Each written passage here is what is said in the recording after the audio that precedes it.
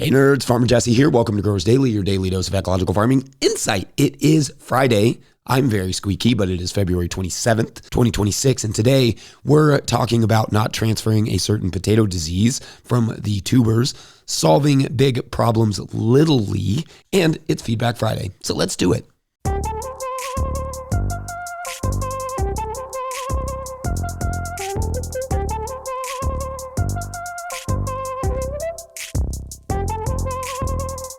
All right, happy Friday, everyone. I hope you all are doing well and that your weeks feel like a success to whatever extent you were able to achieve that.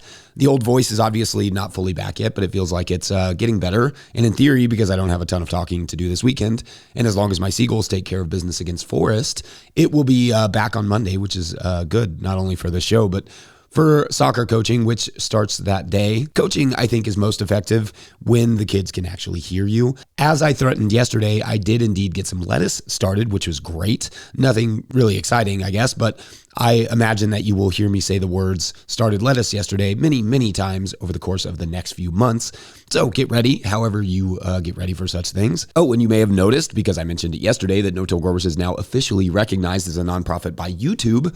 So if you ever like an episode or learn something and just want to say thanks, there is a thing on the side of this video somewhere, Mike will point to it, for our YouTube family to click on and just chip in that way. So that's super easy. Also, have been loving the farm video clips lately, y'all. Keep those 20-second farm video clips coming to farmermike@notillgrowers.com. Great stuff. You rock. Anyway, it is Friday, which means Feedback Friday, where we explore what you all were saying about this week's topics. On Monday, we talked about green tomatoes and fats in the compost pile. At Brian King wrote, quote, breakers are absolutely the best to fry for flavor. 30 plus years experience, and brandy wine is still my favorite to fry. Love the vids, end quote. Thank you. Love that. Philip Flom said that charred green tomato salad is always nice. And indeed, that sounds delicious. Green tomatoes are also great in chutneys as well. Love that. Zane of Austin wrote, quote, sorry to be that guy, but green tomatoes are not just unripe tomatoes. There is this other variety, mind-blowing, called tomatillos. They're different, but look like an unripe tomato. A green tomato would taste disgusting. Please Google tomatillos. I'd be way more intrigued about those than this quote-unquote northern white boy green tomato. Green tomatoes equal tomatillos, not unripe tomatoes. Yuck, end quote.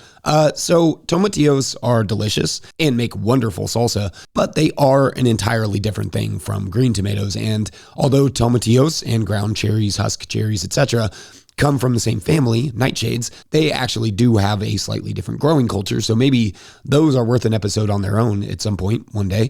But I definitely did not come up with the idea of using green tomatoes. I am not that cool. A fried tomatillo slider or something comparable to that would probably slap though. Just saying. On Tuesday, we talked about the air we breathe, speeding up the potatoes, and flail mowing. I also mentioned that blizzard up in the Northeast, and at Craigie wrote, quote, Northeast is crazy, almost lost my chickens to the weight of the snow. Happy to report we're all set, though, even with a record snowfall for the area, end quote. And that's great to hear. Always appreciate check-ins from our listeners. I also mentioned the grafting, and at IGNEOUSC, not sure how to pronounce that one, wrote, quote, those tomato soil blocks look pretty chunky. What kind of material are you using for soil blocks these days? I usually sift a bit for mine, but I wonder if I'm wasting my time, end quote. So I can't tell you if you're wasting your time or not, but I don't sift it really unless I need to, and I really want to make those like really small soil blocks. The reason it looks chunky, in fact, is because I'm trying a bunch of different mixes this year just to have experience with many different types of material so I can advise people better. And this one, a peat-free mix, happens to be quite chunky, but so far so good on the soil blocks. It's a bit harder to make the small 200 Swift blocks or anything smaller than that, I will say, but the growth and solidity of the blocks has been normal, fine, no issue on the chunks. On the air pollution stuff, at Amy is Flexible wrote, quote, I think the reason we're not transitioning to renewables faster is because fossil fuels are consumable and renewables are durable. When you install wind, solar, and geothermal, you own it and you don't have to make continual energy payments. I'm old enough to remember when you could buy your software, and to get you to buy an upgrade, it actually had to be better than what you already had. energy companies and politicians, they have a vested interest in keeping us from buying something that would let us cut them out of the equation, end quote. And yeah, I will to some extent touch on this subject a bit towards the end of this show. But yeah, one big issue is they can't really charge for sunlight and air when it's all around you all the time. So investment doesn't really go into improving solar technology in the US, at least. We are getting completely left in the dust by places like China on the efficiency and ubiquity of this technology, while we're over here opening up a bunch of public lands for drilling like a bunch of uncreative, thoughtless dweebs. Solar and wind and hydro, etc., are not perfect. I get that. But the efficiency of the panels and the battery technology is improving by leaps and bounds and will over the next few years. The renewable energy boom is here. Well, I guess everywhere but here. But yeah. At Spring Flower Dark wrote, quote, "Dude, these corporations burn way more plastics and tires than individuals ever will," end quote. So thanks. And in the case it wasn't clear, I was definitely not trying to blame the average person for the majority of air pollution when talking about, like our neighbors burning plastic, for instance. The point about my neighbors, whom I love and are all around good folks, or just people in general, is that we have a culture that accepts air pollution and doesn't think twice about contributing to it. Like, we know not to hit people or do things that directly harm others, but we don't know to not hurt the environment or avoid doing things that hurt people who may not be born yet. We don't really afford the earth or future generations, or I suppose the person we can't see who is standing in the nearby field, the same consideration we afford someone standing in front of us. We have no culture around that, so we just burn the plastic because that's what we've always done. My neighbors are not bad people by any stretch of the imagination, quite the opposite. But I used that story because they are illustrative, and frankly, all of us, including myself, are illustrative of the lack of care we all have for the place that sustains us and the future generations. The lack of that culture. The land needs rights. Future generations need rights. We need a culture that cares about those things and would sooner want to harm a future generation than a current one. That's really all I'm talking about, but that's all for perhaps later conversations. Good debates throughout that thread, though. Our followers are awesome. On Wednesday, we had the great Patricia Cordero on to talk about coffee production, and a bunch of great comments on that one as well. At Stephen Sachs wrote, quote, "Although I do not drink coffee, I find this interview very interesting on several levels. Thank you for bringing this lady on board to share her wealth of real knowledge," end quote. Couldn't agree more. Loved getting to pick Patricia's brain. Stephen Bowman wrote, quote, "Happy 350. It was our 350th episode, so that's awesome. Can't believe I sat at this desk that many times, but anyway, they go on. Imagine that a farm that can't find workers, kids that want nothing to do with farming, same all over the world. So who will grow food?" End quote. Yeah, this is a major issue. And the reality is increasingly robots will. And we will lose that knowledge and connection, but we will have more time to consume stuff, including the planet. And then eventually humans will all live in a spaceship because the earth is completely trashed. I guess we're kind of living the prequel to WALL-E. Anyway, huge shouts to Patricia for coming on. Super honored to have her.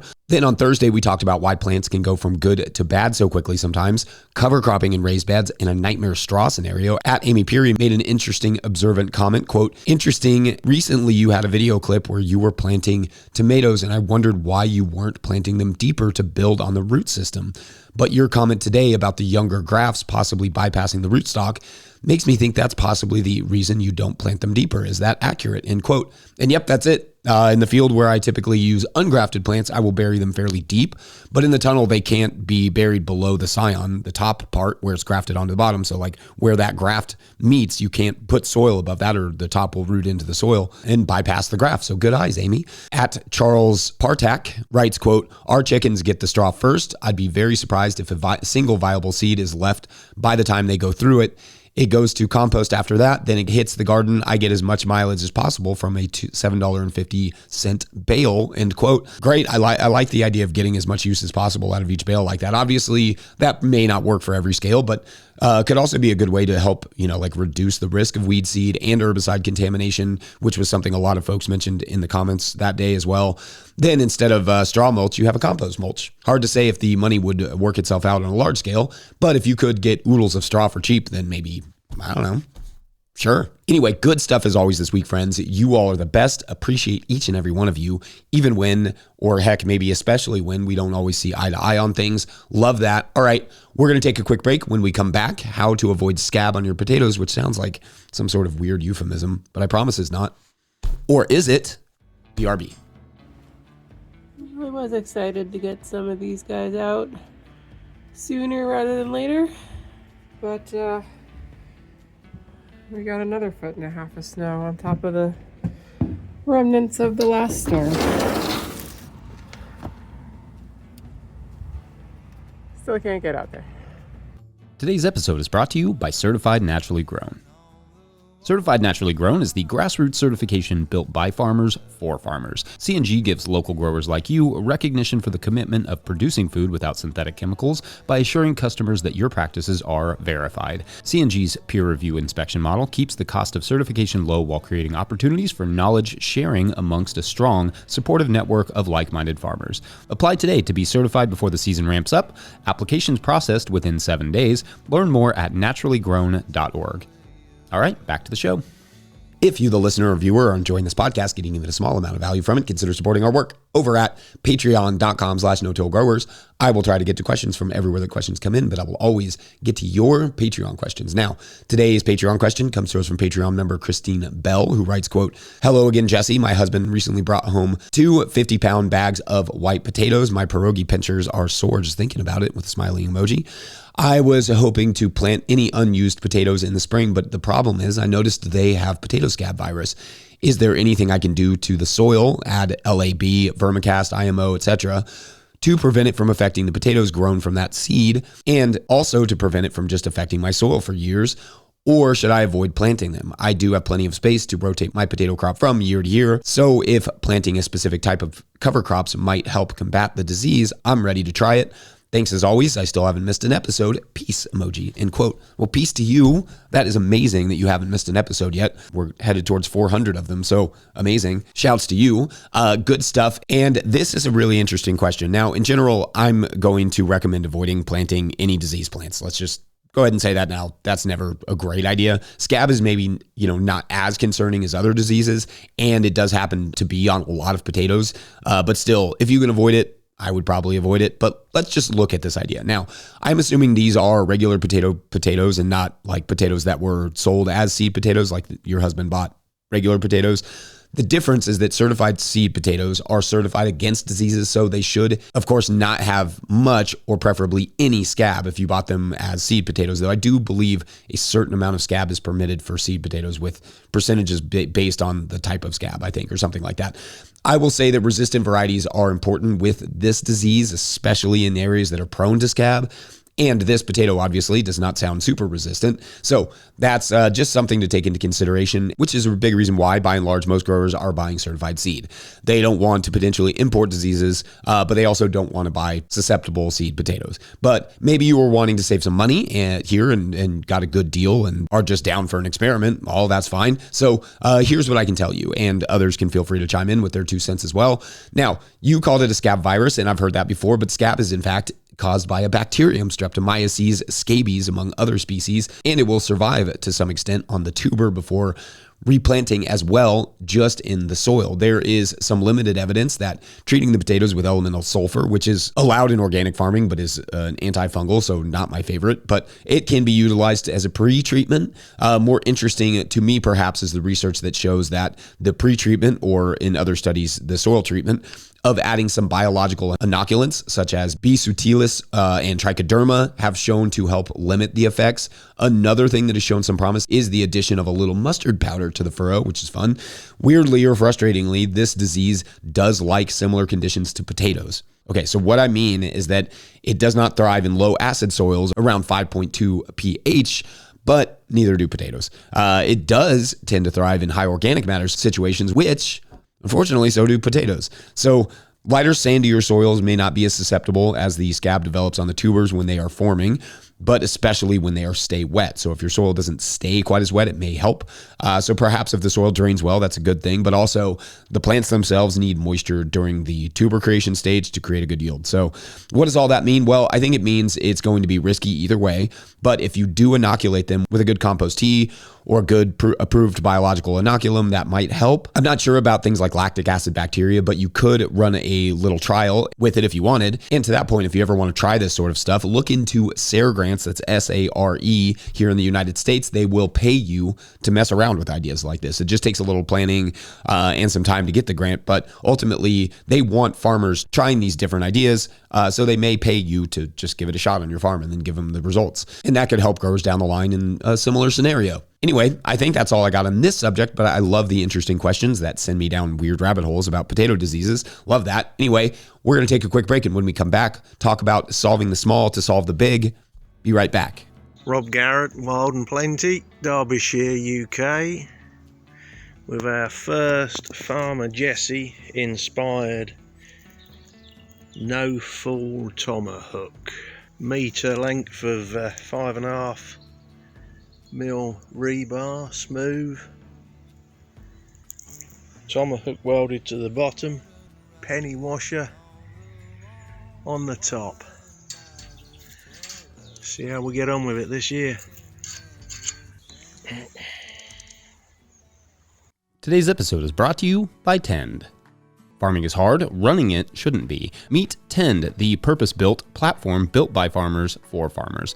Plan your season, map your farm, and track every task from seed to sale. No more spreadsheets, no more guesswork, just smart, seamless workflows. Tend adapts to your farm, 1 acre or 100. Real-time inventory, sales, labor, tracking, traceability, and analytics all in one place. You grow food, flowers, fruit, and more. Tend helps you to grow smarter. Start free today at tend.com. That's TEND.com. All right, back to the show. Okay, so sometime last week, I finished Rutger Bregman's book, Moral Ambition, and the basic premise of this book is that the smartest people in the world should be going into careers or work that help the world and not deplete it. The subtitle is not subtle. Stop wasting your talent and start making a difference. It sounds a little self-helpy, and maybe to some extent is a little self-helpy, but reads more perhaps like a help everyone than a self-help, so I liked that. The book is done well with lots of good historical examples of people putting their brains to good use throughout history. And I have an affection for pragmatic, straightforward, approach of the Dutch, like the author, who will just tell you that what you're doing is stupid and why. Love that. But anyway, it's largely a book about affecting meaningful change, and it really offered a lot of great tools and perspectives that I found helpful in understanding how to tackle bigger issues effectively, like perhaps air and water pollution, for instance, in a way that actually works, such as, like coalition building, like I mentioned last Friday, and those sorts of things. One thing I found in there, though, that I felt was somewhat attachable to farming, and I actually just thought was interesting and worth sharing, is this idea that if you want to change a big thing, sometimes it's about changing the less obvious small things first, even if they're not as exciting or even if they feel somewhat less palatable. An example he uses in this book is how British abolitionists in the 1700s and 1800s, people who believed rightly that enslaving humans should be banned, focused their efforts not on the idea that slavery is evil necessarily, though of course they did feel that way and talked about it, but on the lives of the British sailors being lost on the slave ships, of which there were a great many. The idea being, if they could give their fellow Brits something relatable to focus on, they could effectively end the British involvement in the slave trade, which would deal a huge blow to the American enslavers and start a path towards abolition. And to that extent, it worked. As Bregman writes, quote, "To be clear, the suffering of the guards was not comparable to the suffering of the enslaved, but when British politicians learned of the death toll among British sailors, many were deeply shocked and came out against the slave trade," end quote. And so in 1807, the slave trade was officially banned in Britain. And in fact, the British Navy captured thousands of slave ships around Africa and helped eliminate some 80% of the slave trade. It was a huge investment and a huge success. But it started not with a greater problem, abolishing slavery, but with something that fed the problem, the slave trade, and appealing, however disappointingly, to the British politicians who didn't like to see their own dying in the name of this pretty heinous work. And it is, of course, impossible to analogize slavery with literally anything in the modern market garden, but it is possible to take this idea of being pragmatic in our problem solving and apply it to almost everything, big and small, and to not end up with a movement that is, to quote Bregman, 100% pure but 0% effective. So like the pollution idea, for instance, the issue isn't just the pollution. It's the fact that the polluters have a lot of sway in our government right now, frankly, more than ever. So perhaps to address the problem, it's about reforming campaign finance laws or the laws around super PACs and that sort of stuff, and finding ways to appeal to the ambitions and pragmatic side of those politicians and not just jumping straight to pollution policy. policy, and or it's about changing the culture around environmental harm, like I discussed in the Feedback Friday segment today. To take it to smaller problems like running a farm business, maybe if the issue is a lack of sales, for instance, it's not about getting creative and doing more social media or finding more outlets or whatever. It should simply start with digging into the spreadsheets and figuring out what you're doing that isn't worth the time. 20% of your efforts are almost always likely to be bringing in 80% of your business. What are those 20% of your efforts and how can you improve upon them? Make them more efficient, more effective. Sometimes the solutions to whatever the problem might be, it seems, are less about the big problem and more about the little feeders of said problem. If you're having issues with weeds, the weeds aren't the problem. They are the symptom of too much disturbance, too little soil coverage, allowing weeds to go to seed the previous year. Diminish even one of those causes and solve a huge chunk of the larger problem, which I think is analogous to many things. Anyway, it's a great book. I do recommend it. It's not about farming, to be clear, though it does talk a lot about factory farming. Definitely recommend it, though, especially if you, like me, see a world that needs some help to stay afloat, verdant, abundant, alive. Otherwise, yeah, let's solve some problems, small ones, but also let's take on some big ones. Because remember that at the time that the abolitionists were doing this pragmatic work, solving slavery seemed as far-fetched and idealistic in society then as solving pollution and fixing the environment does today. If they can tackle freaking slavery, surely we can handle, saving the planet. Anyway, enjoy your weekends because we are done here Friday. Don't forget, No Till Growers is a nonprofit 501c3, so donations are tax deductible and greatly appreciated. Please make sure to like and subscribe and or follow wherever you're getting this podcast. That's an easy way to help us out as well. Enormous thank you to all of our show sponsors. And if you'd ever like to sponsor the show, you can reach out to Farmer Michelle at notillgrowers.com. Huge shouts to Willie Breeding for the theme music, Mike Hilbert for the production help and editing, and my wife Hannah for absolutely everything in the world. Also, shouts to Epidemic Sound for the background music that you can hear, and also shouts to T for helping me get through this. Chamomile. Who knew? Pick up a hat or a copy of my book, The Living Soul Handbook, at notillgrowers.com to support our work. Big thank you to everyone over at patreon.com/notillgrowers, where at a certain level, or if you just bump up from one level to another, or you sign up in the month of February. I think it's going to be March next time I see you. But anyway, if you sign up in the month of February, you get a shout on the show. So big shout outs today to Dwight Yoder and Cynthia Johnson. We're down to just one Sunlight supporter. So if you really want to throw some support behind us, that's a big one. Make sure that these stories keep having an ending. But thank you, Dwight and Cynthia. Big shouts to you. All right. So our billionaire Chad has just had the realization that nature is incredible and that he could own his own chunk of nature and then sell the experience to other people. So he starts to walk down the trail, basking in his own genius, of course. A group of 3 women are coming up the other way, and he smiles and waves as they walk by, and they nod, and he decides as he's kind of walking away from them to ask them a question. So he turns around and he says, "Excuse me," just politely, "this is my first time up here. Is this kind of like a popular trail? Like, do a lot of people come here?" And they say, "Oh yeah, I've been coming here since I was a little girl." One of them says, "It's one of my favorite places in the world." And he thanks them and he continues down the hill smiling. Just like that, he realizes this is an absolute gold mine. And he gets in his car and he drives off, refreshed, pleased. Gosh, that's horrifying. Thanks for watching and or listening. We will see you Monday. Bye.